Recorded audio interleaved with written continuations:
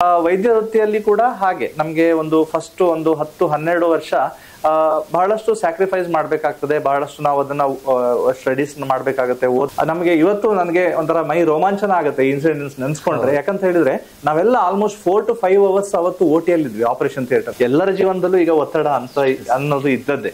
ಈಗ ಒತ್ತಡ ಇಲ್ಲ ಅಂತ ಹೇಳ್ಬೇಕಾದ್ರೆ ನಿಮ್ಗೆ ಹಿಮಾಲಯದಲ್ಲಿ ಸನ್ಯಾಸಿಗಳನ್ನು ಹುಡುಕಬೇಕು ಬಿಟ್ರೆ ಬೇರೆ ಇಲ್ಲಿ ಸುತ್ತಮುತ್ತ ಯಾರು ಒತ್ತಡ ಇಲ್ಲದವರು ಸಿಗೋದು ಬಾರಿ ಕಷ್ಟ. ಆಮೇಲೆ ಇಲ್ಲಿ ಕಾರ್ಕಳದಲ್ಲಿ ನನಗೆ ಒಂದು ಉದ್ಯೋಗ ಅವಕಾಶ ಸಿಕ್ಕಿತ್ತು, ಇಲ್ಲೇ ಪೋಸ್ಟಿಂಗ್ ಆಯ್ತು.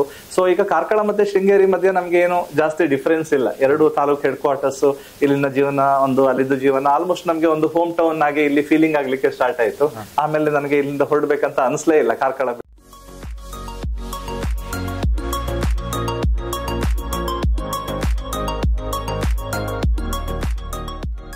ರಾಷ್ಟ್ರೀಯ ವೈದ್ಯರ ದಿನಾಚರಣೆಯ ಈ ದಿನದಂದು ನಮ್ಮ ಕಾರ್ಲ ವೀಕ್ಷಣೆ ಮಾಡುತ್ತಿರುವಂತ ಎಲ್ಲ ವೀಕ್ಷಕರಿಗೆ ಪ್ರೀತಿಯ ಸ್ವಾಗತವನ್ನ ಬಯಸುತ್ತಾ, ಇವತ್ತಿನ ವಿಶೇಷ ಕಾರ್ಯಕ್ರಮದಲ್ಲಿ ಕಾರ್ಕಳದ ಹೃದಯ ಭಾಗದಲ್ಲಿರುವಂತಹ ಡಾಕ್ಟರ್ TMA ಪೈ ರೋಟರಿ ಹಾಸ್ಪಿಟಲ್ನ ಡಾಕ್ಟರ್ ಆಗಿರುವಂತ ಡಾಕ್ಟರ್ ಸಂಜಯ್ ಕುಮಾರ್ ಸರ್ ಅವರು MBBS ಪದವಿಯನ್ನ KMC ಮಣಿಪಾಲದಲ್ಲಿ, ಹಾಗೆ DGO ಪದವಿಯನ್ನ KMC ಮ್ಯಾಂಗ್ಳೂರ್ನಲ್ಲಿ, DNB ಪದವಿಯನ್ನ ಲೀಸಿ ಹಾಸ್ಪಿಟಲ್ ಕೊಚ್ಚಿನಲ್ಲಿ ಮುಗಿಸಿ ಕಾರ್ಕಳದಲ್ಲಿ ಅತ್ಯಂತ ಜನಪ್ರಿಯರಾಗಿ ಮತ್ತೆ ಎಲ್ಲರ ನೆಚ್ಚಿನ ಡಾಕ್ಟರ್ ಆಗಿರುವಂತ ಡಾಕ್ಟರ್ ಸಂಜಯ್ ಕುಮಾರ್ ಸರ್ ಅವರ ಜೊತೆ ಇವತ್ತಿನ ಸಂದರ್ಶನ ಇದೆ. ಈ ಸಂದರ್ಭದಲ್ಲಿ ವೈದ್ಯರ ದಿನಾಚರಣೆಯ ಶುಭಾಶಯಗಳೊಂದಿಗೆ ಆತ್ಮೀಯವಾದ ಸ್ವಾಗತವನ್ನ ಬಯಸ್ತಾ ಇದ್ದೇನೆ ಸರ್. ನಮಸ್ಕಾರ. ಅನೇಕ ಯುವ ಜನತೆ ವೈದ್ಯ ವೃತ್ತಿಯನ್ನ ನೆಚ್ಚಿಕೊಂಡಿದ್ದಾರೆ ಮತ್ತೆ ಆಯ್ಕೆ ಕೂಡ ಮಾಡಿಕೊಂಡಿದ್ದಾರೆ. ಇವರಿಗೆ ನೀವು ನೀಡುವಂತಹ ಸಲಹೆ ಮತ್ತು ಸಂದೇಶ? ವೈದ್ಯ ವೃತ್ತಿ ಬಗ್ಗೆ ನಾವು ಹೇಳ್ತಾ ಹೋಗ್ಬೇಕಾದ್ರೆ ಈಗ ಒಂದು 25 ವರ್ಷವನ್ನು ದಾಟಿ ಬಂದಾಯ್ತು ಈ ವೈದ್ಯ ವೃತ್ತಿಯಲ್ಲಿ. ಈಗ ವೈದ್ಯ ವೃತ್ತಿ ಅನ್ನೋದು ಈ ಸಮಾಜದ ಒಂದು ಆಂಗಲ್ ಇಂದ ನೋಡ್ತಾ ಹೋದ್ರೆ ಒಂದು ಇಂಪಾರ್ಟೆಂಟ್ ವೃತ್ತಿ ಅದು. ಯಾಕಂತ ಹೇಳಿದ್ರೆ ಈಗಿನ ಒಂದು ಆರೋಗ್ಯದ ವ್ಯವಸ್ಥೆಯಲ್ಲಿ ವೈದ್ಯರಿಲ್ಲದೆ ಜನರು ಒಂದು ಆರೋಗ್ಯವನ್ನ ಹದಗೆಟ್ಟ ಆರೋಗ್ಯವನ್ನ ಸರಿಪಡಿಸ್ಕೊಳ್ಳಿಕ್ಕೆ ಸಾಧ್ಯತೆಗಳು ತುಂಬಾ ಕಡಿಮೆ. ಸೊ ಹಾಗಾಗಿ ವೈದ್ಯರ ಅವಶ್ಯಕತೆ ತುಂಬಾ ಪ್ರಾಮುಖ್ಯತೆಯನ್ನ ಪಡ್ಕೊಳ್ಳುತ್ತೆ. ಅದರ ಜೊತೆಯಲ್ಲಿ ಯುವ ಜನತೆಗೆ ಕೂಡ ನಾವು ಒಂದು ಕಿವಿ ಮಾತನ್ನ ಏನ್ ಹೇಳೋದು ಅಂತ ಹೇಳಿದ್ರೆ, ಈ ವೃತ್ತಿಯಲ್ಲಿ ಬಹಳಷ್ಟು ಒಂದು ತೃಪ್ತಿ ಕೊಡುವಂತಹ ವೃತ್ತಿ ಇದು. ಈ ವೃತ್ತಿಯಲ್ಲಿ ನಾವು ಬಹಳ ವರ್ಷಗಳ ಓದ್ಬೇಕಾಗ್ತದೆ. ಹೆಚ್ಚಿನ ಟೈಮಲ್ಲಿ ಯುವ ಜನತೆಗೆ ಓದ್ಬೇಕಾಗ್ತದೆ ಅಂತ ಹೇಳಿದ ತಕ್ಷಣ ಅವರಿಗೆ ಬೇಡಪ್ಪ ಅದ್ರದ್ದು ಸಹವಾಸವೇ ಬೇಡ ಅಂತ ಅನ್ನಿಸ್ತದೆ. ಆದ್ರೂ ಕೂಡ ಒಂದು ಹಂತಕ್ಕೆ ಬಂದ ಮೇಲೆ ನಮ್ಮ ಜೀವನ ಒಂದು ಮಟ್ಟಿಗೆ ನಾವು ಅದನ್ನ ಬ್ಯಾಲೆನ್ಸ್ ಮಾಡ್ಕೊಂಡು ಹೋಗ್ಲಿಕ್ಕೆ ಇಲ್ಲಿ ಕೂಡ ಅವಕಾಶವಿದೆ. ಯಾಕಂತ ಹೇಳಿದ್ರೆ ಈಗ ಯಾವುದೇ ವೃತ್ತಿಯನ್ನ ತಗೊಂಡ್ರು ಕೂಡ ಅಲ್ಲಿ ನಮ್ಗೆ ಒತ್ತಡ ಇಲ್ಲ ಅಥವಾ ಸ್ವಲ್ಪ ಜೀವನ ಸುಲಭದಲ್ಲಿ ಸಾಕ್ತದೆ ಅಂತ ನಾವು ಹೇಳಲಿಕ್ಕೆ ಆಗುದಿಲ್ಲ. ಯಾವುದೋ ಒಂದು ತರದಲ್ಲಿ ಅಲ್ಲಿ ಕಾಂಪ್ರಮೈಸ್ ಇದ್ದೇ ಇರ್ತದೆ. ನಾವಿಗೆ ಸ್ಟಾರ್ಟಿಂಗ್ ಅಲ್ಲಿ ಅದು ಗೊತ್ತಾಗದೇ ಇದ್ರು ಕೂಡ ಕ್ರಮೇಣ ವರ್ಷ ಕಳೆದ ಹಾಗೆ ನಮ್ಗೆ ಅದು ಗೊತ್ತಾಗ್ತಾ ಹೋಗ್ತದೆ. ಸೊ ಹಾಗೆ ವೈದ್ಯ ವೃತ್ತಿಯಲ್ಲಿ ಕೂಡ ಹಾಗೆ ನಮ್ಗೆ ಒಂದು ಫಸ್ಟ್ ಒಂದು 10-12 ವರ್ಷ ಬಹಳಷ್ಟು ಸ್ಯಾಕ್ರಿಫೈಸ್ ಮಾಡ್ಬೇಕಾಗ್ತದೆ, ಬಹಳಷ್ಟು ನಾವು ಅದನ್ನ ಸ್ಟಡೀಸ್ ಮಾಡ್ಬೇಕಾಗತ್ತೆ, ಓದ್ಬೇಕಾಗತ್ತೆ. ಈಗಿನ ವಿದ್ಯಮಾನಕ್ಕೆ ಸರಿಯಾಗಿ ನಾವು ಡಿಗ್ರಿಗಳನ್ನ ತಗೊಳ್ಬೇಕಾಗತ್ತೆ, ಟ್ರೈನಿಂಗ್ ಗಳನ್ನ ತಗೊಳ್ಬೇಕಾಗತ್ತೆ. ಸೊ ಫಸ್ಟ್ ಒಂದು 10-12 ವರ್ಷ ಸ್ವಲ್ಪ ಕಷ್ಟ ಕಾಲ ನಮ್ಗೆ ಇದು. ಆಮೇಲೆ ಒಮ್ಮೆ ನಾವು ಬೇಕಾದಂತಹ ಕ್ವಾಲಿಫಿಕೇಶನ್ಸ್ ಅನ್ನ ಪಡ್ಕೊಂಡ್ಮೇಲೆ ಕ್ರಮೇಣ ನಮ್ಗೆ ಯಾವ ತರದ ಒಂದು ಸ್ಪೆಷಾಲಿಟಿಯನ್ನ ಚೂಸ್ ಮಾಡ್ತೇವೆ ಮತ್ತೆ ಯಾವ ಜಾಗದಲ್ಲಿ ನಾವು ವರ್ಕ್ ಮಾಡ್ಲಿಕ್ಕೆ ಪ್ರಿಫರ್ ಮಾಡ್ತೇವೆ, ಅಲ್ಲಿ ಅದನ್ನ ನಾವು ಸಾಗಿಸ್ಕೊಂಡು ಹೋಗುವಾಗ ಸ್ವಲ್ಪ ಮಟ್ಟಿಗೆ ನಾವು ಬೇಕಾದಂತಹ ತಯಾರಿಗಳನ್ನ ಮಾಡ್ಕೊಂಡ್ರೆ ಇದೊಂದು ಉತ್ತಮವಾದ ಒಂದು ಪ್ರೊಫೆಷನ್, ತುಂಬಾ ರೆಸ್ಪೆಕ್ಟೇಬಲ್ ಪ್ರೊಫೆಷನ್ ಅಂತ ನಾನು ಹೇಳ್ತೇನೆ ಸರ್. ಹೆಚ್ಚು ಕಡಿಮೆ 25 ವರ್ಷಕ್ಕೂ ಮಿಗಿಲಾದ ವೈದ್ಯಕೀಯ ಜೀವನದಲ್ಲಿ ಯಾವುದಾದ್ರೂ ಆಗದಂತ ಘಟನೆ ಇದೆಯಾ ಸರ್? ಬಹಳಷ್ಟು ಘಟನೆಗಳು ಇದಾವೆ. 25 ವರ್ಷ ತುಂಬಾ ಉದ್ದ ಟೈಮ್ ಆಕ್ಚುಲಿ ಕಾಲ. ಸೊ ನಾವೊಂದು ಘಟನೆ ನಾನು ನೆನ್ಸ್ಕೋಬೇಕಂದ್ರೆ ಇಲ್ಲಿ ಕಾರ್ಕಳಕ್ಕೆ ಬಂದ್ಮೇಲೆ 2006-2007 ಸಮಯ ಇರ್ಬೋದು. ನಮ್ಮಲ್ಲಿ ಒಬ್ರು ಪ್ರೆಗ್ನೆಂಟ್ ಲೇಡಿ ಇದ್ರು. ಅವ್ರಿಗೆ ಟ್ವಿನ್ ಪ್ರೆಗ್ನೆನ್ಸಿ ಇತ್ತು.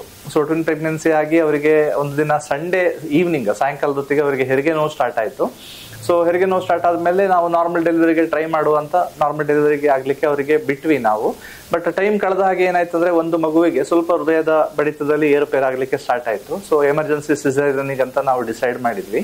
ಸೊ ಎಮರ್ಜೆನ್ಸಿ ಸಿಸೇರಿಯನ್ಗೆ ತಗೊಂಡು ಹೋದ್ಮೇಲೆ ಅಲ್ಲಿ ಏನಾಯ್ತು ಅಂದ್ರೆ ಮಕ್ಕಳದ್ದು ಡೆಲಿವರಿ ಎಲ್ಲ ಆದ್ಮೇಲೆ ಸ್ವಲ್ಪ ಅವರಿಗೆ ಬ್ಲೀಡಿಂಗು ನಾರ್ಮಲಿಗಿಂತ ಜಾಸ್ತಿ ಆಗ್ಲಿಕ್ಕೆ ಸ್ಟಾರ್ಟ್ ಆಯ್ತು. ಸೊ ಜಾಸ್ತಿ ಆಗ್ಲಿಕ್ಕೆ ಸ್ಟಾರ್ಟ್ ಆಗಿ ಬೇಸಿಕಲಿ ಏನಾಯ್ತು ಅಲ್ಲಿ ಅಂತ ಹೇಳಿದ್ರೆ ಸ್ವಲ್ಪ ಈ ಗರ್ಭಕೋಶ ಡೆಲಿವರಿ ಆದ್ಮೇಲೆ ಬ್ಲೀಡಿಂಗ್ ಆಗೋದು ನಿಲ್ಬೇಕಾದ್ರೆ ಗರ್ಭಕೋಶ ಸಂಕುಚಿತ ಆಗಬೇಕು. ಅವಾಗ ಏನಾಗುತ್ತೆ ಅಂದ್ರೆ ಗರ್ಭಕೋಶಕ್ಕೆ ಹೋಗುವಂತಹ ರಕ್ತನಾಳಗಳು ಕಂಪ್ರೆಸ್ ಆಗಿ ಬ್ಲೀಡಿಂಗ್ ಆಗೋದು ಸ್ಟಾಪ್ ಆಗ್ತದೆ. ಬಟ್ ಟ್ವಿನ್ಸ್ ಇರುವಾಗ, ಅವಳಿ ಜವಳಿ ಮಕ್ಕಳಿರುವಾಗ ಏನಾಗ್ತದೆ ಅಂತ ಹೇಳಿದ್ರೆ ಈ ಸಂಕುಚಿತ ಆಗುವಂತಹ ಒಂದು ಕೆಪಾಸಿಟಿ ಗರ್ಭಕೋಶಕ್ಕೆ ಇರುವುದಿಲ್ಲ. ಸೊ ಹಾಗಾಗಿ ಏನಾಯ್ತು ಅಂದ್ರೆ ಅವರ ಕೇಸಲ್ಲಿ ಮಕ್ಕಳು ಡೆಲಿವರಿ ಆದ್ಮೇಲೆ ಸ್ವಲ್ಪ ಬ್ಲೀಡಿಂಗ್ ಜಾಸ್ತಿ ಆಗ್ಲಿಕ್ಕೆ ಸ್ಟಾರ್ಟ್ ಆಯ್ತು. ಸೊ ನಾವು ಇಮಿಡಿಯೇಟ್ ಆಗಿ ನಮ್ಮಲ್ಲಿ ಏನೆಲ್ಲ ಬ್ಲಡ್ ಎಲ್ಲ ಉಂಟು ಎಲ್ಲ ವ್ಯವಸ್ಥೆ ಮಾಡಿದ್ವಿ, ಬ್ಲಡ್ ಎಲ್ಲ ಸ್ಟಾರ್ಟ್ ಮಾಡಿದ್ವಿ. ಜೊತೆಯಲ್ಲಿ ಗರ್ಭಕೋಶ ಸಂಕುಚಿತ ಆಗ್ಲಿಕ್ಕೆ ಇಂಜೆಕ್ಷನ್ಸ್ ಕೂಡ ಎಲ್ಲ ಏನೆಲ್ಲ ಕೊಡ್ಲಿಕ್ಕೆ ಬರ್ತದೆ ಅದೆಲ್ಲ ಸ್ಟಾರ್ಟ್ ಮಾಡಿದ್ವಿ. ಆದ್ರೂ ಕೂಡ ನಾವು ಅಂದುಕೊಂಡ್ರಷ್ಟ ಮಟ್ಟಿಗೆ ನಮ್ಗೆ ರಿಸಲ್ಟ್ ಸಿಗ್ಲಿಲ್ಲ ಅವಾಗ. ಸೊ ಅವಾಗ ಏನಾಯ್ತು, ನಾವು ನೆಕ್ಸ್ಟ್ ಸ್ಟೆಪ್ಪಿಗೆ ಹೋಗ್ಬೇಕಾಯ್ತು. ನೆಕ್ಸ್ಟ್ ಸ್ಟೆಪ್ ಅಲ್ಲಿ ನಾವು ಯೂಶಲಿ ಏನ್ ಮಾಡ್ತೇವೆ ಅಂದ್ರೆ ಈ ಗರ್ಭಕೋಶಕ್ಕೆ ಹೋಗುವ ಯಾವ್ದೆಲ್ಲ ರಕ್ತನಾಳಗಳಿದಾವೆ, ಬೇರೆ ಬೇರೆ ಹೊರಗಡೆಯಿಂದ ಬರುವ ರಕ್ತ ಬರುವ ನಾಳಗಳಿದಾವೆ, ಅದನ್ನ ಸ್ಟಿಚ್ ಹಾಕಿ ಅಥವಾ ಬ್ಲಾಕ್ ಮಾಡ್ತಾ ಹೋಗ್ತೇವೆ. ಅದಕ್ಕೆ ನಾವು ಸ್ಟೆಪ್ ವೈಸ್ ಡಿವ್ಯಾಸ್ಕ್ಯುಲರೈಸೇಷನ್ ಅಂತ ಹೇಳ್ತೇವೆ. ಇಲ್ಲಿ ನಮ್ಗೆ ಏನಾಗುತ್ತೆ ಅಂದ್ರೆ 3 ಪ್ರಮುಖಗಳು ರಕ್ತನಾಳಗಳು ಸಿಗ್ತವೆ. 2 ರಕ್ತನಾಳಗಳ ಒಂದು ಏನೋ ಜೋಡಿ ಇದೆ, ಅದನ್ನ ನಾವು ಇಮಿಡಿಯೇಟ್ ಲೈಗೇಟ್ ಮಾಡಿದ್ವಿ. ಆದ್ರೂ ಕೂಡ ಬ್ಲೀಡಿಂಗ್ ಸ್ಟಾಪ್ ಆಗ್ಲಿಲ್ಲ. ನೆಕ್ಸ್ಟ್ ಇನ್ನೊಂದು ಮೇಜರ್ ಬ್ಲಡ್ ವೆಸಲ್ ಆ ಏರಿಯಾಕ್ಕೆ ಬರುವಂತ ಬ್ಲಡ್ ಅನ್ನ ಬ್ಲಾಕ್ ಮಾಡ್ಲಿಕ್ಕೆ ಅಂತ ನಾವು ಟ್ರೈ ಮಾಡುವಾಗ ಸ್ಟಿಚ್ ಹಾಕಿ ಇನ್ನೇನು ಆಲ್ಮೋಸ್ಟ್ ಗಂಟು ಹಾಕ್ಬೇಕಂತ ಆಗುವಾಗ ಅಲ್ಲಿ ಏನೋ ಸ್ವಲ್ಪ ಸಮಸ್ಯೆ ಆಗಿ ಆ ರಕ್ತನಾಳದಿಂದ ಬ್ಲೀಡಿಂಗ್ ಆಗ್ಲಿಕ್ಕೆ ಸ್ಟಾರ್ಟ್ ಆಯ್ತು. ಸೊ ಒಮ್ಮೆ ಅದು ಬ್ಲೀಡಿಂಗ್ ಆಗ್ಲಿಕ್ಕೆ ಸ್ಟಾರ್ಟ್ ಆದ್ಮೇಲೆ ನಮ್ಗೆ ಸ್ವಲ್ಪ ಬೇರೆ ಅಡಿಷನಲ್ ಇನ್ಸ್ಟ್ರೂಮೆಂಟ್ಸ್ ಎಲ್ಲ ಬೇಕಾಗ್ತದೆ. ಯಾಕಂದ್ರೆ ಅದು ನಮ್ಮ ಪರಿಮಿತಿಯಿಂದ ಹೊರಗೆ ಹೋಗ್ಲಿಕ್ಕೆ ಸ್ಟಾರ್ಟ್ ಆಯ್ತು, ಅಂದ್ರೆ ಪರಿಸ್ಥಿತಿ ಕೈಮೀರಿ ಹೋಗ್ಲಿಕ್ಕೆ ಸ್ಟಾರ್ಟ್ ಆಯ್ತು. ಸೊ ನಮ್ಮಲ್ಲಿರುವ ವ್ಯವಸ್ಥೆಗೆ, ನಮ್ಮಲ್ಲಿರುವ ಒಂದು ಸ್ಕಿಲ್ಲಿಗೆ ಅದು ಬರ್ತಾ ಇರಲಿಲ್ಲ, ಆ ಡೊಮೈನ್ ಅಲ್ಲಿ ಅದು ಇರಲಿಲ್ಲ. ಸೊ ಹಾಗಾಗಿ ನಮ್ಗೆ ಬೇರೆ ಸ್ಪೆಷಲಿಸ್ಟ್ ಬೇಕಾಗುವ ಒಂದು ಸನ್ನಿವೇಶ ಕ್ರಿಯೇಟ್ ಆಯ್ತು ಅಲ್ಲಿ.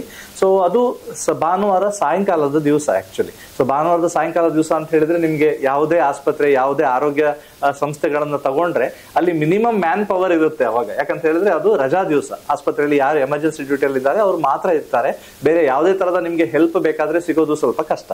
ಬಟ್ ಇಲ್ಲಿ ಸನ್ನಿವೇಶ ಹೇಗೆ ಕ್ರಿಯೇಟ್ ಆಯ್ತು ಅಂತ ಹೇಳಿದ್ರೆ ನಮ್ಗೆ ಬೇರೆ ಸ್ಪೆಷಲಿಸ್ಟ್ ಒಬ್ರು ಬೇಕಾಗಿತ್ತು, ಪ್ಲಸ್ ಅದ್ರ ಜೊತೆಗೆ ಬೇರೆ ಇನ್ಸ್ಟ್ರೂಮೆಂಟ್ ಬೇಕಾಗಿತ್ತು, ಅಡಿಷನಲ್ ಬ್ಲಡ್ ಕೂಡ ಬೇಕಾಗುವಂತ ಒಂದು ಸನ್ನಿವೇಶ ಕ್ರಿಯೇಟ್ ಆಯ್ತು. ಜೊತೆಯಲ್ಲಿ ಆ ರಕ್ತನಾಳದಿಂದ ಏನು ಬ್ಲೀಡಿಂಗ್ ಆಗ್ತಾ ಉಂಟು, ಒಂದು ಸಣ್ಣ ಹೋಲ್ ಆಗಿ ಅದನ್ನ ಸ್ಟಾಪ್ ಮಾಡ್ಲಿಕ್ಕೆ ಯಾರಾದ್ರೂ ಒಬ್ರು ಅದನ್ನ ಪ್ರೆಸ್ ಮಾಡಿ ಹಿಡ್ಕೊಳ್ಬೇಕಾದ ಒಂದು ಸನ್ನಿವೇಶ ಕ್ರಿಯೇಟ್ ಆಯ್ತು. ಸೊ ಏನಾಯ್ತು, ನಾವೆಲ್ಲ ಇದ್ವಿ, ಎಲ್ಲ ಸ್ಪೆಷಲಿಸ್ಟ್ ಯಾರೆಲ್ಲ ಇದ್ರಿ ನಾವೆಲ್ಲ ಆಸ್ಪತ್ರೆಯಲ್ಲಿ ಇದ್ವಿ. ನಾವು ಇಮಿಡಿಯೇಟ್ ಏನು ಇದು ಮಾಡದೆ ಮಣಿಪಾಲ್ ಕಾಂಟ್ಯಾಕ್ಟ್ ಮಾಡಿದ್ವಿ, Manipal head of the hospital contact ಮಾಡಿದ್ವಿ. ಜೊತೆಯಲ್ಲಿ ನಮ್ಗೆ ಯಾರು ಡಾಕ್ಟರ್ಸ್ ಪರಿಚಯ ಇದ್ದಾರೆ ಅದಕ್ಕೆ ಸಂಬಂಧಪಟ್ಟ ಸ್ಪೆಷಾಲಿಟಿಯಲ್ಲಿ ಅವ್ರನ್ನ ಕಾಂಟ್ಯಾಕ್ಟ್ ಮಾಡಿದ್ವಿ. ದೇವರ ದಯದಿಂದ ಏನಾಯ್ತು ಅಂದ್ರೆ ಸಂಡೇ ಈವ್ನಿಂಗ್ ಆದ್ರೂ ಕೂಡ ವಿದಿನ್ ನೆಕ್ಸ್ಟ್ 1 hour ನಮ್ಗೆ ಏನು ಬ್ಲಡ್ ಬೇಕು, ಯಾವುದೇ ತರದ ಬ್ಲಡ್ ಕಾಂಪೋನೆಂಟ್ಸ್ ಬೇಕು, ಯಾವ ತರದ ಸ್ಪೆಷಲೈಸ್ಡ್ ಡಾಕ್ಟರ್ಸ್ ಬೇಕು, ಜೊತೆಯಲ್ಲಿ ಒಬ್ರು ಅಡಿಷನಲ್ ನರ್ಸ್, ಇವರನ್ನ ಎಲ್ಲರನ್ನೂ ಸೇರಿಸ್ಕೊಂಡು ಒಂದು ಆಂಬ್ಯುಲೆನ್ಸ್ ಅಲ್ಲಿ ಹಾಕಿ ಅವ್ರನ್ನ ಇಮಿಡಿಯೇಟ್ ಕಾರ್ಕಳಕ್ಕೆ ಕರೆಸಿದ್ವಿ. ನಮಗೆ ಇವತ್ತು ನನಗೆ ಒಂಥರ ಮೈ ರೋಮಾಂಚನ ಆಗುತ್ತೆ ಈ ಇನ್ಸಿಡೆಂಟ್ಸ್ ನೆನ್ಸ್ಕೊಂಡ್ರೆ. ಯಾಕಂತ ಹೇಳಿದ್ರೆ ನಾವೆಲ್ಲ ಆಲ್ಮೋಸ್ಟ್ 4 to 5 hours ಅವತ್ತು OT-ಯಲ್ಲಿ ಇದ್ವಿ, ಆಪರೇಷನ್ ಥಿಯೇಟರ್ ಸಂಡೇ. ವಾಪಸ್ ನಾವು ಹೊರಗಡೆ ಬರುವಾಗ ಬೆಳಿಗ್ಗೆ ಆಲ್ಮೋಸ್ಟ್ 2 ಗಂಟೆ ಆಗಿದ್ದೆ, ರಾತ್ರಿ ಒಂದು 8:30-9 ಗಂಟೆಗೆ ನಾವು ಹೋಗಿರ್ಬೋದು OT ಒಳಗಡೆ. ಬಟ್ ಇವೆಲ್ಲ ಇನ್ಸಿಡೆಂಟ್ಸ್ ಆಗಿ ಅವರು ಮಣಿಪಾಲಕ್ಕೆ ಕಾಲ್ ಮಾಡಿ ಅವರು ಅಲ್ಲಿಂದ ಡಾಕ್ಟರ್ಸ್ ಎಲ್ಲ ಬಂದು ಏನು ಮಾಡಬೇಕು ಇದನ್ನೆಲ್ಲ ಬ್ಲೀಡಿಂಗ್ ಎಲ್ಲ ಸ್ಟಾಪ್ ಮಾಡಿ ಮತ್ತೆ ಟ್ರೀಟ್ಮೆಂಟ್ ಎಲ್ಲ ಮಾಡಿ ಪೇಷಂಟ್ ಕಂಪ್ಲೀಟ್ಲಿ ರಿಕವರಿ ಆದ್ರು. ಆಮೇಲೆ ಒಂದು 2 ದಿವಸ ನಾವು ಅವರನ್ನ ಮಾನಿಟರಿಂಗ್ ಅಂತ ಆಕ್ಚುಲಿ ಮಣಿಪಾಲಕ್ಕೆ ಕಳಿಸ್ಬೇಕಾಯ್ತು. ಬಟ್ ಇದೊಂದು ಈ ಸನ್ನಿವೇಶ ನನ್ನ ಕಾರ್ಕಳದ 20 ವರ್ಷ ಒಂದು ಈ ವೃತ್ತಿ ಜೀವನದಲ್ಲಿ ಫಸ್ಟ್ ಟೈಮ್ ಆಕ್ಚುಲಿ ಆಗಿರೋದು. Probably I hope it's the last time also. ಯಾಕಂದ್ರೆ ಈ ಪರಿಸ್ಥಿತಿ ಆಕ್ಚುಲಿ ಯಾರಿಗೂ ಬೇಡ. ಡಾಕ್ಟರ್ ಅದ್ರ ಮೂಲಕ ಅದನ್ನ ಎಕ್ಸ್ಪೀರಿಯನ್ಸ್ ಮಾಡ್ಲಿಕ್ಕೆ ಆಗಲ್ಲ, ಪೇಷಂಟ್ಸ್ ಕೂಡ ಎಕ್ಸ್ಪೀರಿಯನ್ಸ್ ಮಾಡ್ಲಿಕ್ಕೆ ಆಗಲ್ಲ. ಯಾಕಂತ ಹೇಳಿದ್ರೆ ದಿಸ್ ಇಸ್ ಲೈಕ್ ಒಂದು ಸಿವಿಯರ್ ಎಮರ್ಜೆನ್ಸಿಯಲ್ಲಿ ನಮ್ಗೆ ಆ ಹೆಲ್ಪ್ ಅವತ್ತಿನ ದಿವಸ ಸಿಕ್ಕಿದ್ದುಂಟಲ್ಲ, ನಮಗೂ ತುಂಬಾ ಒಂದು ರಿಲೀಫ್ ಆಯ್ತು. ಜೊತೆಯಲ್ಲಿ ಪೇಷಂಟು, ಅವಳಿ ಜವಳಿ ಮಕ್ಕಳು, ಅವರ ಫ್ಯಾಮಿಲಿ ಎಲ್ಲರಿಗೂ ಒಂದು ದೊಡ್ಡ ಡಿಫ್ರೆನ್ಸ್ ಆಯ್ತದ ಆಕ್ಚುಲಿ ಅವತ್ತು. ಸೊ ಇವತ್ತು ಕೂಡ ನನಗೆ ಆ ಫ್ಯಾಮಿಲಿಯವರು ಪೇಟೆಯಲ್ಲಿ ಸಿಕ್ಕಿದಾಗ, ಅವ್ರು ಆಕ್ಚುಲಿ ಈಗ ಪ್ರೊಬ್ಯಾಬ್ಲಿ ಬಾಂಬೆಯಲ್ಲಿ ಇದ್ದಾರೆ ಪೇಷಂಟ್, ಬಟ್ ಅವರ ಫ್ಯಾಮಿಲಿ ಮೆಂಬರ್ಸ್ ನನಗೆ ಎಲ್ಲಿ ಸಿಕ್ಕಿದ್ರು ಕೂಡ ಅದೊಂದು ಇನ್ಸಿಡೆನ್ಸ್ ಅವ್ರು ನೆನ್ಸ್ಕೊಂತಾರೆ. ಡಾಕ್ಟ್ರೇ ಆ ಸಂಡೇ ರಾತ್ರಿ ಅಂತ ಒಂದು ಅವ್ರ ಬಾಯಲ್ಲಿ ಬಂದೇ ಬರ್ತದೆ. ಯಾಕಂತ ಹೇಳಿದ್ರೆ ಪರಿಸ್ಥಿತಿ ಕಂಪ್ಲೀಟ್ಲಿ ಕೈ ಮೀರಿ ಹೋಗಿತ್ತು ಪ್ರೊಬ್ಯಾಬ್ಲಿ ಅವತ್ತು. ಸೊ ಏನೋ ಒಂದು ದೇವರ ದಯೆ, ಕರೆಕ್ಟ್ ಆಗಿ ನಮ್ಗೆ ಏನು ಬ್ಯಾಕಪ್ ಹೆಲ್ಪ್ ಬೇಕು ಅದೆಲ್ಲ ಅವತ್ತು ಸಿಕ್ಕಿತ್ತು. ಸಾಮಾಜಿಕವಾಗಿ ನಮ್ಗೆ ಏನ್ ಸಪೋರ್ಟ್ ಬೇಕು ಎಲ್ಲರೂ ಅವತ್ತು ಬಂದ್ರು. ಸೊ ಹಾಗಾಗಿ ಅದೊಂದು ಒಂದು ಸನ್ನಿವೇಶವನ್ನ ಪ್ರೊಬ್ಯಾಬ್ಲಿ ನಾನು ಜೀವನ ಪೂರ್ತಿ ನೆನ್ಪಿಟ್ಕೊಳ್ತೇನೆ ಅಂತ ಹೇಳಲಿಕ್ಕೆ ಇಷ್ಟಪಡ್ತೇನೆ. ಖಂಡಿತವಾಗ್ಲು ಅದಕ್ಕೆ ಹೇಳ್ತಾರೆ ಸರ್, ವೈದ್ಯರಂದ್ರೆ ಪ್ರಾಣ ಉಳಿಸುವ ದೇವರು ಅಂತ ಅದಕ್ಕೆ ಹೇಳ್ತಾರೆ. ನಾವು ನೋಡುವಂತ ಈ ಜೀವನದಲ್ಲಿ ಬಹುಶಃ ಬೇರೆ ಬೇರೆ ಕಾಯಿಲೆಗಳು ಬರುವಂತ ಹೆಚ್ಚಿನ ಕಾರಣಗಳನ್ನು ತಿಳಿದುಕೊಂಡ್ರೆ ಫುಡ್ ಸಿಸ್ಟಮ್, ಆಹಾರ ಪದ್ಧತಿ ಅಂತ ಹೇಳ್ತಾರೆ. ಸರ್, ಯಾವ ರೀತಿಯ ಉತ್ತಮವಾದ ಆಹಾರ ಉತ್ತಮವಾದ ಜೀವನಕ್ಕೆ ಆರೋಗ್ಯಕರ ಅಂತ ನಿಮ್ಮ ಮಾತಿನಲ್ಲಿ ಹೇಳುವುದಾದ್ರೆ? ಉತ್ತಮವಾದ ಒಂದು ಆರೋಗ್ಯ ಪದ್ಧತಿಯ ಬಗ್ಗೆ ನಾವು ಹೇಳುವುದಾದ್ರೆ, ಇತ್ತೀಚಿನ ದಿನಗಳಲ್ಲಿ ಪ್ರಮುಖವಾಗಿ ಯುವ ಜನತೆಯಲ್ಲಿ ಆಹಾರ ಕ್ರಮಗಳು ತುಂಬ ಬದಲಾವಣೆಗಳನ್ನು ಕಾಣ್ತಾ ಉಂಟು. ನಾವೆಲ್ಲ ಚಿಕ್ಕ ಮಕ್ಕಳಿದ್ದಾಗ ನಮ್ಮ ಊರಿನಲ್ಲಿ ಏನೋ ಆಹಾರ ಪದಾರ್ಥಗಳನ್ನು ನಾವು ಬೆಳ್ಕೊಳ್ತಿದ್ದೇವೆ ಅಥವಾ ನಮ್ಮ ಮನೆಯಲ್ಲಿ ಏನೋ ಪದಾರ್ಥಗಳನ್ನು ನಾವು ಬೆಳ್ಕೊಳ್ತೇವೆ, ಅದನ್ನೇ ಉಪಯೋಗಿಸಿಕೊಂಡು ಒಂದು ಆಹಾರ ಕ್ರಮವನ್ನು ನಾವು ರೂಢಿಸಿಕೊಂಡು ಬಂದಿದ್ವಿ. ಆದರೆ ಈಗ ಜೀವನ ಶೈಲಿಯ ಬದಲಾವಣೆ ಜೊತೆಗೆ ಆಹಾರ ಕ್ರಮಗಳು ಕೂಡ ಬದಲಾಗ್ತಾ ಬರ್ತಾ ಉಂಟು. ಸೊ ಈಗ ಎಲ್ಲರೂ ನಡೆಸುತ್ತಿರುವುದು ಒತ್ತಡದ ಜೀವನ, ಎಲ್ಲರ ಜೀವನದಲ್ಲೂ ಒತ್ತಡ ಇದ್ದದ್ದೇ.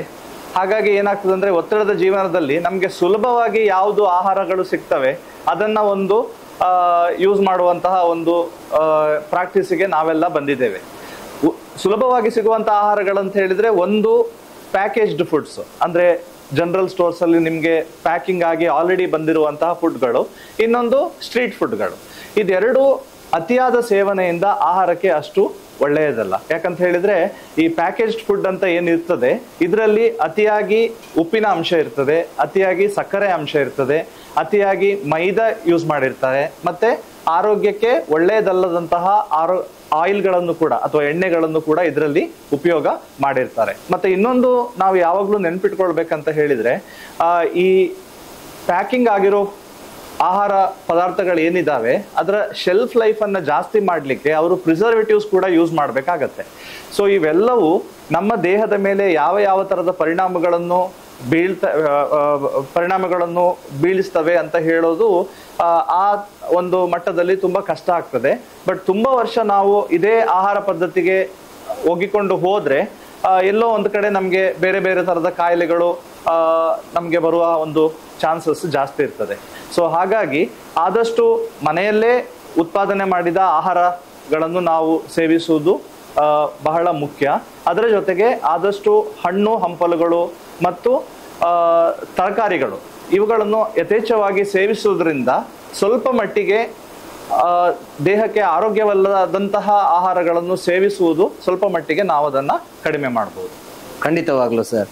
ಬಹುಶಃ ನೀವು ಹೇಳ್ತಾ ಇರುವಂಥದ್ದು ಮನೆಯಲ್ಲಿ ಸಿಗುವಂಥ ಉತ್ತಮವಾದ ಕೆಮಿಕಲ್ ಮಿಶ್ರಿತವಲ್ಲದ ಆಹಾರಗಳನ್ನೇ ನೀವು ತೆಕೊಂಡ್ರೆ ಆರೋಗ್ಯಕರವಾಗಿರ್ತದೆ ಅಂತ.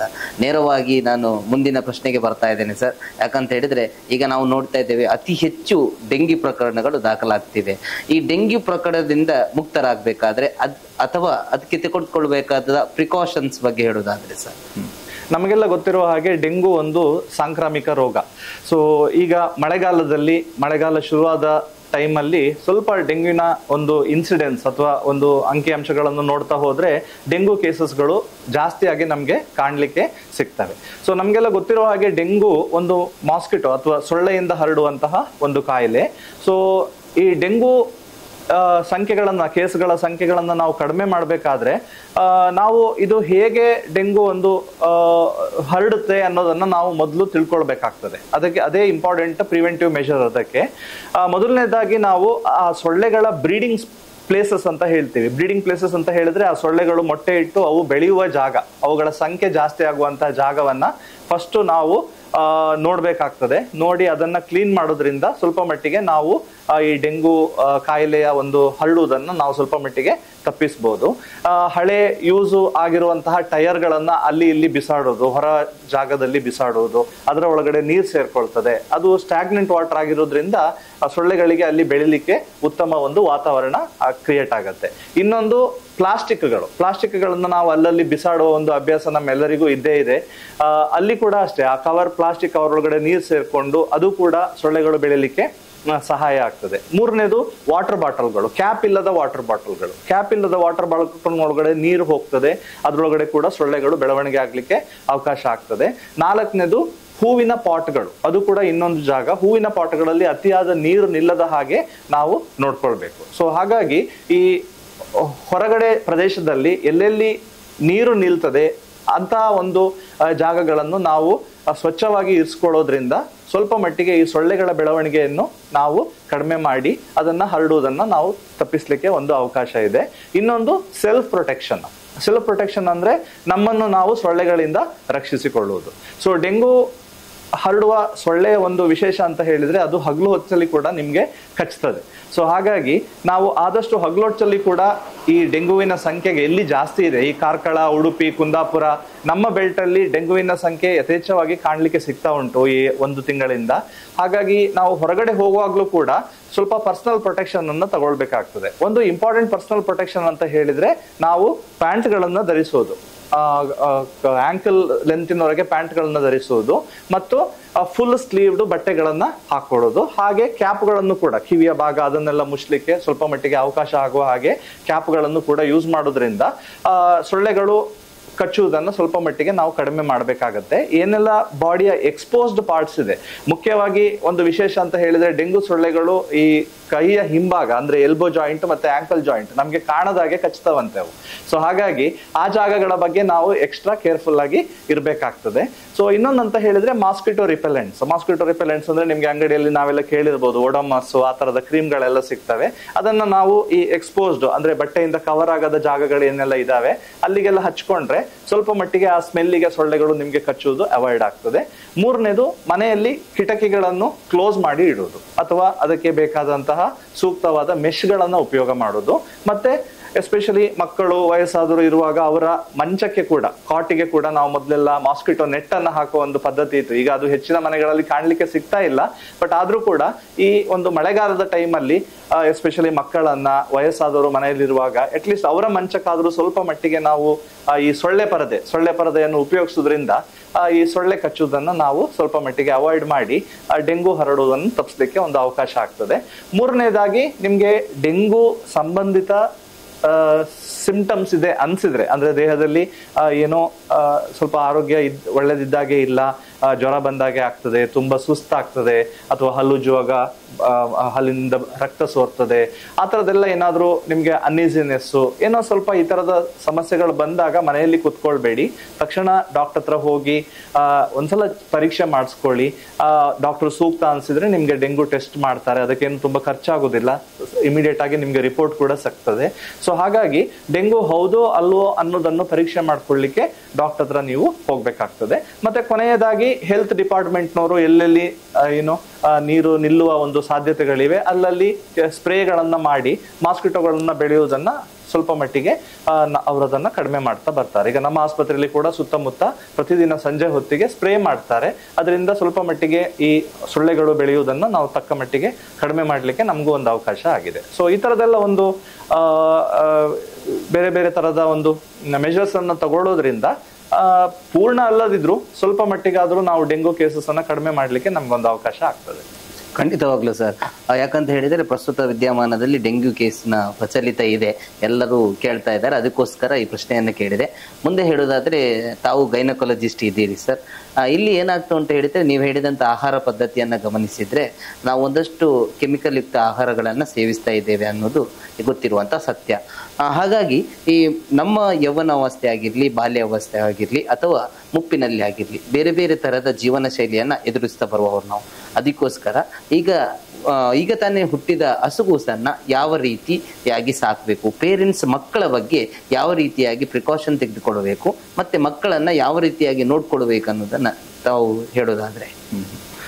ಮಕ್ಕಳ ಆರೋಗ್ಯದ ಬಗ್ಗೆ ಕೂಡ ನಾವು ಹೆಚ್ಚಿನ ಗಮನವನ್ನ ವಹಿಸಬೇಕಾಗ್ತದೆ. ಒಂದು ಅಂತ ಹೇಳಿದ್ರೆ, ಯೂಶುವಲಿ ನಮ್ಮ ಶಿಶು ತಜ್ಞರು ಇದರ ಬಗ್ಗೆ, ಮಕ್ಕಳನ್ನು ನೋಡ್ಕೊಳ್ಳೋ ಬಗ್ಗೆ ಒಳ್ಳೆ ರೀತಿಯಲ್ಲಿ ತಾಯಂದ್ರಿಗೆ ಒಂದು ಸಲಹೆಗಳನ್ನ ನೀಡ್ತಾ ಇರ್ತಾರೆ. ಡೆಲಿವರಿ ಆದ ಮೇಲೆ 6 ತಿಂಗಳವರೆಗೆ ಮಗುವಿಗೆ ತಾಯಿಯ ಹಾಲೇ ಸಂಪೂರ್ಣ ಆಹಾರ, ಬೇರೆ ಯಾವುದೇ ತರದ ಆಹಾರಗಳನ್ನು ಮಗುವಿಗೆ ಕೊಡಬೇಕಾಗಿಲ್ಲ. 6 ತಿಂಗಳ ನಂತರ ಎದೆ ಹಾಲಿಗೆ ಪೂರಕವಾಗಿ 2-2.5 ವರ್ಷದವರೆಗೆ ಬೇರೆ ತರದ ಆಹಾರಗಳನ್ನು ಕೂಡ ಶಿಶು ತಜ್ಞರು ಹೇಳಿದ ಹಾಗೆ ನಾವು ಅದನ್ನ ಪಾಲಿಸುತ್ತಾ ಬರಬಹುದು. ಅದೇ ರೀತಿ ಮನೆಯಲ್ಲಿ ಕೂಡ ನಾವು ಈ ಸಣ್ಣ ಮಕ್ಕಳಿಗೆ, ಅಂದ್ರೆ ಸ್ವಲ್ಪ ಒಂದು ಸ್ಕೂಲಿಗೆ ಹೋಗುವ ಏಜ್ ಸ್ಟಾರ್ಟ್ ಆದ್ಮೇಲೆ ಅವರಿಗೆ ಒಂದು ಆರೋಗ್ಯವಂತಹ ಆಹಾರ ಪದ್ಧತಿಗಳನ್ನ ರೂಢಿ ಮಾಡ್ಕೊಳ್ಳಿಕ್ಕೆ ಒಂದು ಅವಕಾಶ ಮಾಡೋದು ಅಥವಾ ಒಂದು ಸನ್ನಿವೇಶವನ್ನ ನಾವು ಕ್ರಿಯೇಟ್ ಮಾಡೋದು ತುಂಬಾ ಇಂಪಾರ್ಟೆಂಟ್ ಆಗುತ್ತೆ. ಯಾಕಂತ ಹೇಳಿದ್ರೆ ಮಕ್ಕಳಿಗೆ ಸ್ವಲ್ಪ ಸಿಹಿ ವಸ್ತುಗಳ ಬಗ್ಗೆ ಸ್ವಲ್ಪ ಆಸೆ ಜಾಸ್ತಿ ಇರ್ತದೆ, ಅಂದ್ರೆ ಸ್ವೀಟ್ ಟೂತ್ ಅಂತ ಹೇಳ್ತೇವಲ್ಲ ಹಾಗೆ.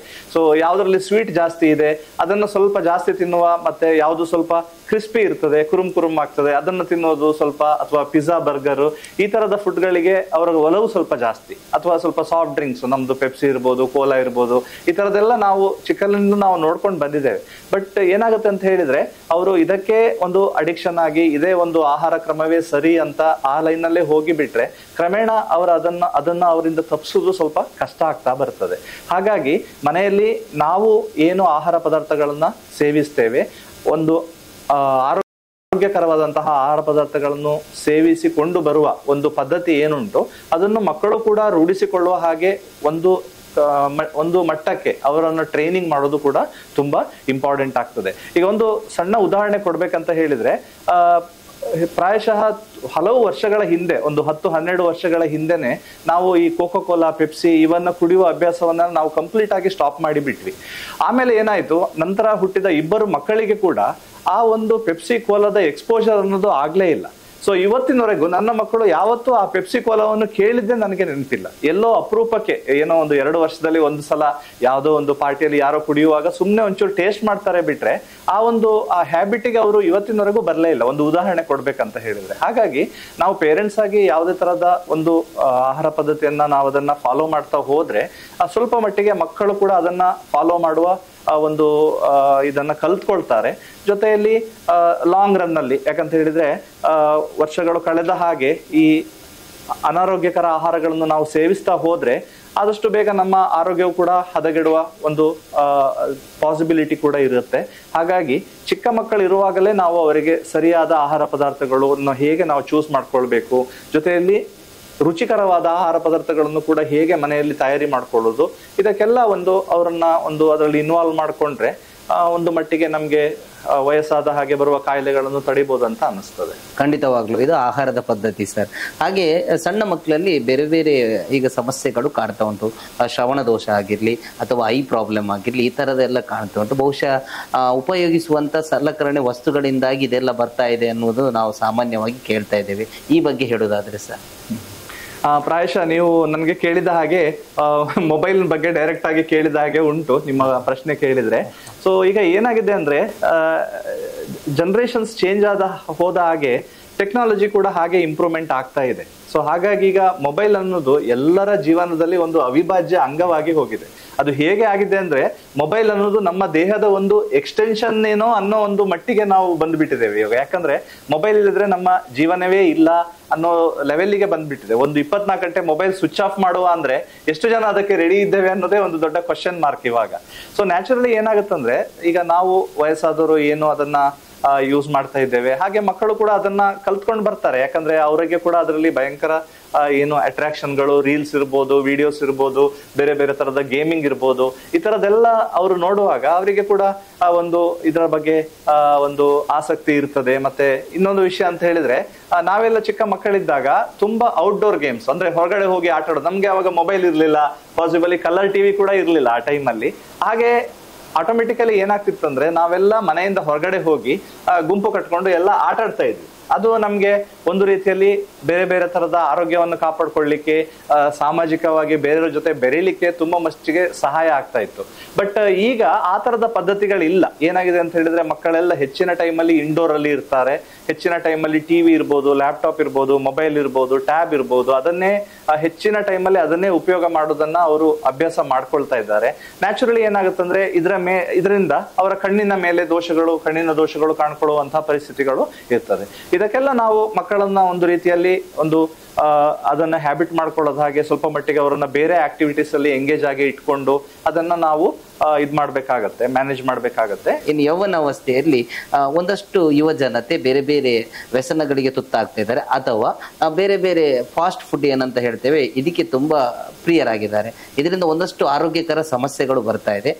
ನನ್ನ ಕೋರಿಕೆ ಏನಂತ ಹೇಳಿದ್ರೆ ಸರ್, ಇದರಿಂದ ಮುಕ್ತರಾಗುವುದು ಹೇಗೆ, ಮತ್ತೆ ಯುವ ಜನತೆ ಯಾವ ತರ ಸಾಗ್ಬೇಕಂತ ನಿಮ್ಮ ಸಲಹೆ? ಈ ಆಹಾರ ಪದಾರ್ಥಗಳ ಬಗ್ಗೆ ನಾವು ಹೇಳಿದ ಹಾಗೆ ಈಗ ಪೂರಾ ಎಲ್ಲದನ್ನೂ ನಾವು ಅವರಿಂದ ತಪ್ಪಿಸ್ಲಿಕ್ಕೆ ಆಗುದಿಲ್ಲ. ಯಾಕಂದ್ರೆ ಅವರು ಬೆಳೆದ ಬಂದ ವಾತಾವರಣವೇ ಹಾಗೆ ಹಾಗೆ ಈಗ ಯಾವುದು ಸುಲಭವಾಗಿ ಸಿಗುತ್ತೋ ಅದನ್ನ ನಾವು ಅಬ್ಯೂಸ್ ಮಾಡುವುದೊಂದು ಇದ್ದದ್ದೇ. ಯಾರೇ ಮನುಷ್ಯ ಆಗಿರ್ಲಿ, ಸುಲಭವಾಗಿ ಯಾವ ವಸ್ತು ಸಿಗುತ್ತೆ ಅದು ಅವ್ರನ್ನ ಮಿಸ್ಯೂಸ್ ಮಾಡ್ಕೊಳ್ಳುವ ಚಾನ್ಸಸ್ ಜಾಸ್ತಿ. ಸೊ ಹಾಗೆ ಏನಾಗ್ತದೆ ಅಂತ ಹೇಳಿದ್ರೆ, ಇಲ್ಲಿ ಆಹಾರ ಪದಾರ್ಥಗಳಿರ್ಬೋದು ಅಥವಾ ಬೇರೆ ಯಾವುದೋ ವ್ಯಸನದ ವಸ್ತುಗಳಿರ್ಬೋದು, ಸುಲಭವಾಗಿ ಯಾವಾಗ ಸಿಗುತ್ತೆ ನಾವು ಅದನ್ನೇ ಉಪಯೋಗಿಸೋದು ಕೂಡ ಜಾಸ್ತಿ ಆಗ್ತಾ ಹೋಗ್ತದೆ. ಸೊ ಹಾಗಾಗಿ ಇದೆಲ್ಲದಕ್ಕೂ ಬೇಸಿಕ್ ಆಗಿ ಅವರಿಗೆ ಒಂದು ಹೆಲ್ತ್ ರಿಲೇಟೆಡ್ ಎಜುಕೇಶನ್ ಕೊಟ್ಟು ಅವರದನ್ನ ಅರ್ಥ ಮಾಡಿಕೊಂಡು ಅವರಾಗಿಯೇ ಬಿಡಬೇಕೇ ಹೊರತು ನಾವು ಯಾವುದನ್ನು ಅವರಿಗೆ ಫೋರ್ಸ್ ಮಾಡಿ ಅವರ ಮೇಲೆ ಹೇರ್ಲಿಕ್ಕೆ ಆಗುವಂತಹ ಅವಕಾಶಗಳು ಇಲ್ಲಿ ಕಡಿಮೆ. ಯಾಕಂದ್ರೆ ಕಾನೂನು ಪ್ರಕಾರ ನೀವೇನಾದ್ರೂ ಕಾನೂನು ತರಬೇಕು ಬಿಟ್ರೆ ಬೇರೆ ಯಾವ ತರದಲ್ಲಿ ಈಗಿನ ಮಕ್ಕಳನ್ನು ಇವನ್ ಅಪ್ಪ ಅಮ್ಮ ಕಂಟ್ರೋಲ್ ಮಾಡೋದು ಕಷ್ಟ ಆಗಿದೆ. ಸೊ ಹಾಗಾಗಿ ಅವ್ರು ಹೊರಗಡೆ ಎಲ್ಲೋ ಹೋಗ್ತಾರೆ, ಏನೋ ಮಾಡ್ತಾರೆ, ಏನೋ ತಿನ್ಕೊಂಡು ಬರ್ತಾರೆ.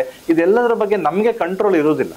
ನಾವು ಏನ್ ಮಾಡ್ಬೋದು ಅಂತ ಹೇಳಿದ್ರೆ ಅವ್ರನ್ನ ಕೂರಿಸ್ಕೊಂಡು ಹೀಗೆ ಮಾಡಬೇಡ, ಹೀಗೆ ಆಗತ್ತೆ, ಯಾವ ಆಹಾರ ತಿಂದ್ರೆ ಒಳ್ಳೇದು, ಸಿಗರೇಟ್ ಸೇಬೇಡಿ, ಅದೇ ರೀತಿ ಆಲ್ಕೋಹಾಲ್ ಯೂಸ್ ಮಾಡಬೇಡಿ, ಇದನ್ನು ನಾವು ಅವರಿಗೆ ಎಜುಕೇಟ್ ಮಾಡಬೇಕು.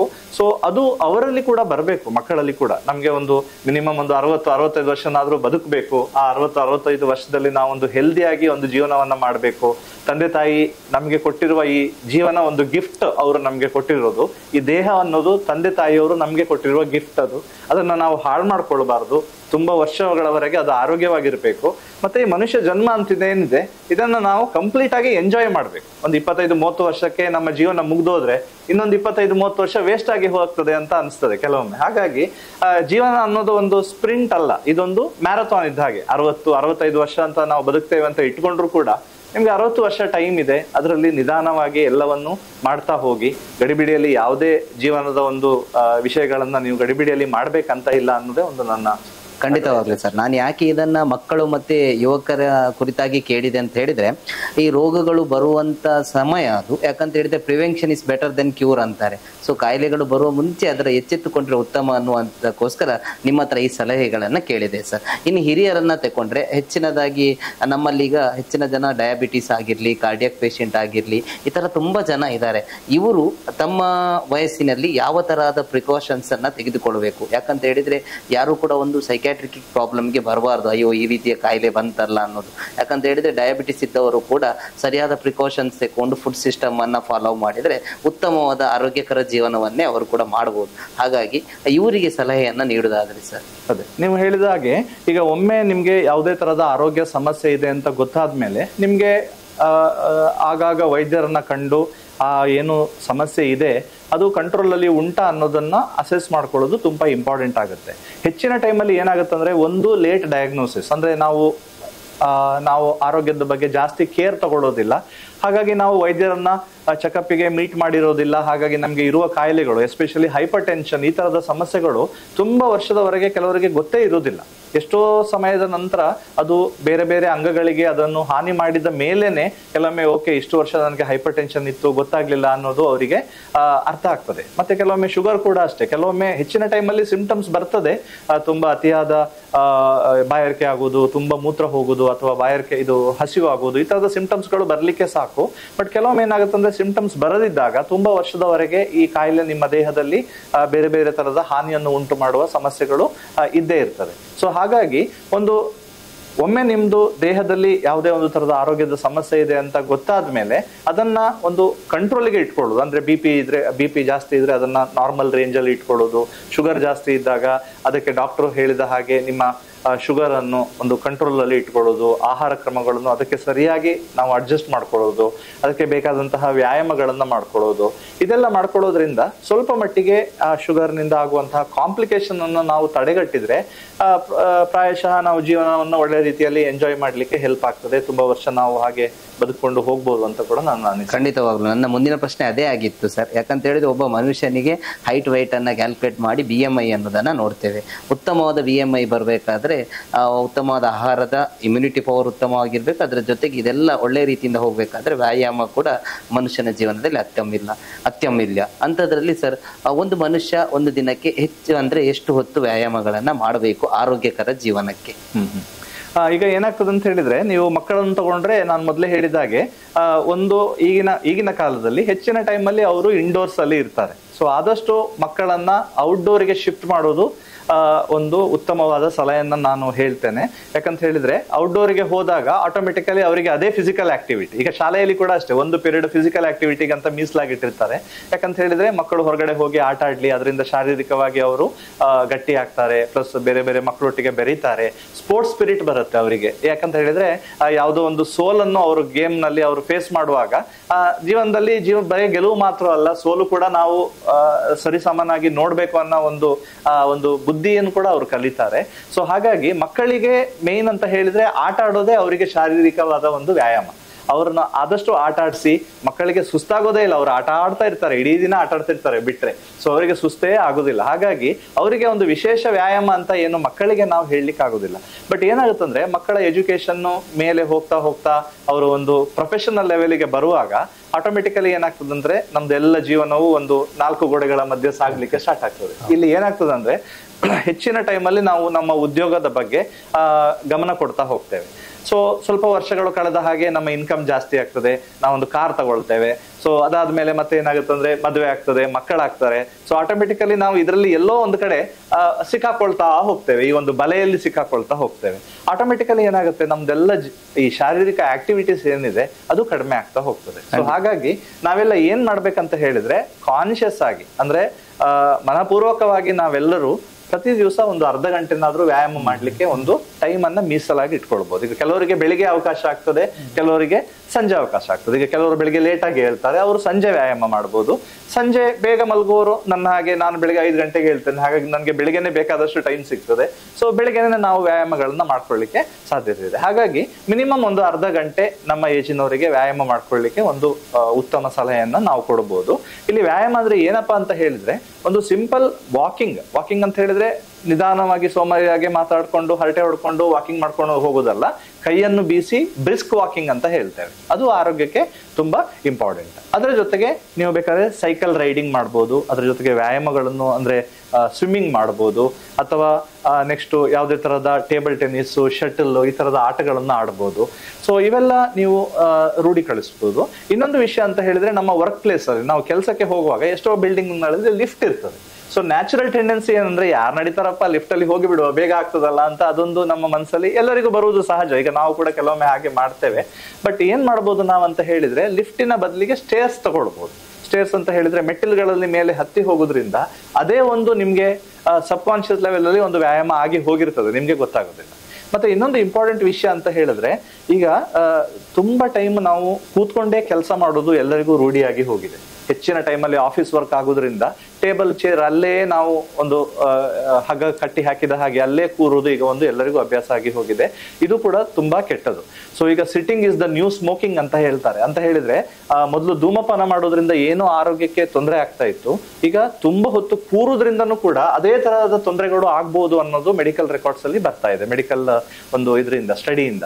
ಸೊ ಹಾಗಾಗಿ ಹೆಚ್ಚಿನ ಟೈಮಲ್ಲಿ ಕುತ್ಕೊಂಡು ಕೆಲಸ ಮಾಡೋದು ಕೂಡ ಅಷ್ಟು ಒಳ್ಳೇದಲ್ಲ. ಹಾಗಾಗಿ ಸ್ವಲ್ಪ ಮೂವಿಂಗ್ ಅದನ್ನೆಲ್ಲ ನಾವು ಅಳವಡಿಸ್ಕೊಂಡ್ರೆ ಸ್ವಲ್ಪ ಮಟ್ಟಿಗೆ ನಾವು ಆರೋಗ್ಯವನ್ನು ಒಳ್ಳೆದಲ್ಲಿ ಇಟ್ಕೊಳ್ಬಹುದು ಅಂತ ಅನಿಸ್ತದೆ ನನಗೆ. ಸರ್ ಇನ್ನೊಂದು ನಿಮ್ಮ ಹತ್ರ ಕೇಳಬೇಕಂತೈತೆ. ಇವಾಗ ಏನಂತ ಹೇಳಿದ್ರೆ ಸರ್, ಹೆಚ್ಚಾಗಿ ಕಾರ್ಡಿಯಾಕ್ ರಿಲೇಟೆಡ್ ಪ್ರಾಬ್ಲಮ್ಗಳು, ಹೃದಯ ಸಂಬಂಧಿ ಕಾಯಿಲೆಗಳು ಎಲ್ಲ ಯುವ ಜನತೆಯಲ್ಲಿ ಜಾಸ್ತಿಯಾಗಿ ಕಂಡು ಬರ್ತಾ ಉಂಟು. ಇದಕ್ಕೆ ಏನಿರ್ಬೋದು ಸರ್ ಕಾರಣ? ಪ್ರಾಯಶಃ ನಾವು ಹೇಳೋದಾದ್ರೆ ಒಂದು ಆಹಾರ ಪದ್ಧತಿ. ನೀವು ಮೊದಲಿಂದ ನಾವು ಡಿಸ್ಕಸ್ ಮಾಡ್ತಾ ಬಂದಿದ್ದೇವೆ ಇವತ್ತು. ಆಹಾರ ಪದ್ಧತಿ ಒಂದು ಇಂಪಾರ್ಟೆಂಟ್ ವಿಷಯ. ನಾವು ಹೇಳಿದಾಗೆ ಒಂದು 4-5 ಆಹಾರ ವಸ್ತುಗಳನ್ನು ನಾವು ವೈಟ್ ಪಾಯ್ಸನ್ ಅಂತ ಹೇಳ್ತೇವೆ. ವೈಟ್ ಪಾಯ್ಸನ್ ಅಂತ ಹೇಳಿದ್ರೆ ದೇಹದ ಮೇಲೆ ಅದರ ದುಷ್ಪರಿಣಾಮಗಳು, ಅತಿಯಾಗಿ ನಾವು ಅದನ್ನ ತಗೊಂಡಾಗ ಸೇವಿಸಿದಾಗ ದುಷ್ಪರಿಣಾಮಗಳು ಜಾಸ್ತಿ. ಸೊ ಹಾಗಾಗಿ ಒಂದು ಸಕ್ಕರೆ, ಅತಿಯಾದ ಸಕ್ಕರೆ ಉಪಯೋಗಿಸುವುದು, ಅತಿಯಾದ ಉಪ್ಪನ್ನು ಉಪಯೋಗಿಸುವುದು, ಅತಿಯಾದ ವೈಟ್ ರೈಸ್ ಅನ್ನು ಉಪಯೋಗಿಸುವುದು, ಮತ್ತೆ ಮೈದಾ, ಇನ್ನೊಂದು ವೈಟ್ ಅಂತ ಹೇಳಿದ್ರೆ ನಿಮ್ಗೆ ಮೈದಾ ಜೊತೆಯಲ್ಲಿ ಈ ತರದ ವಸ್ತುಗಳು ಏನ್ ಮಾಡ್ತಾರೆ ಅಂತ ಹೇಳಿದ್ರೆ ನಾನು ಮೊದಲೇ ಹೇಳಿದಾಗೆ ಪ್ಯಾಕೇಜ್ಡ್ ಫುಡ್ ಅಲ್ಲಿ ಕೂಡ ಇದು ಯೂಸ್ ಆಗ್ತದೆ. ಸೊ ಹೆಚ್ಚಿನ ಅಂಶ ಇದುಗಳನ್ನು ಯೂಸ್ ಮಾಡ್ತಾರೆ. ಮತ್ತೆ ಕೆಲವು ಹೆಲ್ದಿ ಅಲ್ಲದ ಆಯಿಲ್ಗಳು ಕೂಡ ಅದರಲ್ಲಿ ಸೇರ್ಕೊಂಡ್ಬಿಟ್ಟಿರ್ತವೆ ಪ್ಯಾಕೇಜ್ ಫುಡ್ ಅಲ್ಲಿ.